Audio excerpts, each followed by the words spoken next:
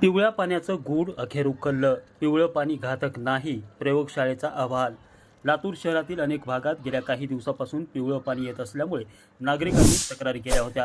तसंच पिवळ्या पाण्यासंदर्भात वेगवेगळ्या अफवा देखील पसरविण्यात येत असल्यामुळे नागरिकांमध्ये संभ्रम निर्माण झाला होता. यामुळे लातूर शहर महानगरपालिकेच्या वतीने पिवळ्या पाण्याचे सॅम्पल प्रयोगशाळेला पाठवण्यात आले होते. त्यानुसार प्रयोगशाळेचा अहवाल प्राप्त झाला असून पिवळं पाणी हे आरोग्याला कोणतीही इजा करत नाही व ते पिण्यायोग्य असल्याचा अहवाल प्राप्त झाल्याने नागरिकांनी घाबरून जाऊ नये असं आवाहन करण्यात आलं आहे. याचविषयी स्थायी समिती सभापती सचिन बंडापल्ले यांच्याशी खास बातचीत केली आमचे प्रतिनिधी नितीन बनसोडे यांनी.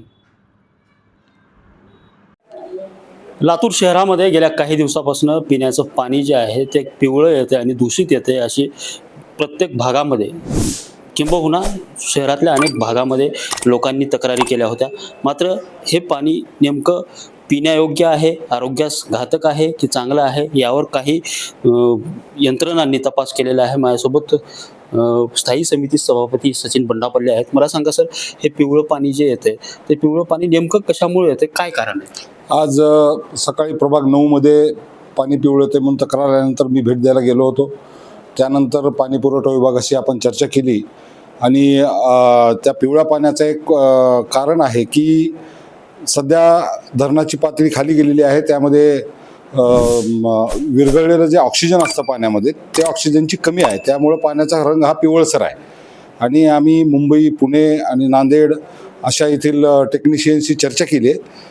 2 दिवसामध्ये ते टेक्निशियन येतील आणि आपल्याला फिल्टर प्लॅन्टवरनं आपल्याला अगदी पिण्यायोग्य पाणी, स्वच्छ आत्ताचंही पाणी पिण्यायोग्यच आहे, पण पाण्याचा रंग पिवळा न येता पांढरा येईल अशी मी ग्वाही देतो.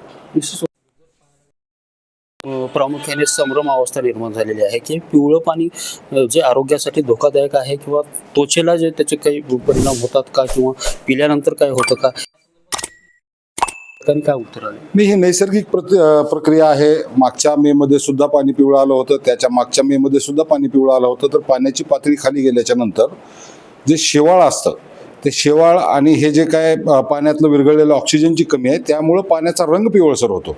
पण पाणी पिण्यायोग्य आहे. प्रयोगशाळेने तसा रिपोर्ट दिलेला आहे. आणि आज सकाळीच मी आपल्याला म्हणल्याप्रमाणे अमित देशमुख साहेबांनी मला सूचना दिल्या. त्या सूचनेनुसार मी तिथे जाऊन प्रत्यक्ष पाहणी केली आणि त्यावरती मी तुम्हाला हे अशी स्थायी समिती सभापती म्हणून महापौर मॅडम आहेत, गटनेते साहेब आहेत, आमचे सदस्य आहेत, यांच्या समक्ष मी ग्वाही देतो की येणाऱ्या 2-3 दिवसामध्ये तो प्रॉब्लेम सॉल्व्ह होईल आणि लातूरकरांना अगदी स्वच्छ आणि पांढरं पाणी मिळेल. निश्चित स्वरूपात सध्या जो पाणी पुरवठा झाला आहे त्यामध्ये नागरिकांनी घाबरून जाण्याचं कारण नाही, कारण हे पाणी सुद्धा स्वच्छ आहे, पिण्यायोग्य आहे, आरोग्यास कसलाही धोका नाही अशी या ठिकाणी प्रयोगशाळेने निश्चित केलेला आहे. आणि त्याचबरोबर येत्या 2 दिवसामध्ये हा जो पाणी पुरवठा आहे तो पुन्हा एकदा स्वच्छ पाण्याचा सुरळीत होणार असल्याचं देखील सचिन बंडापल्ले यांनी सांगितलं आहे. कॅमेरामन सुनील गवळीसह नितीन बनसोडे, एकमत डिजिटल, लातूर.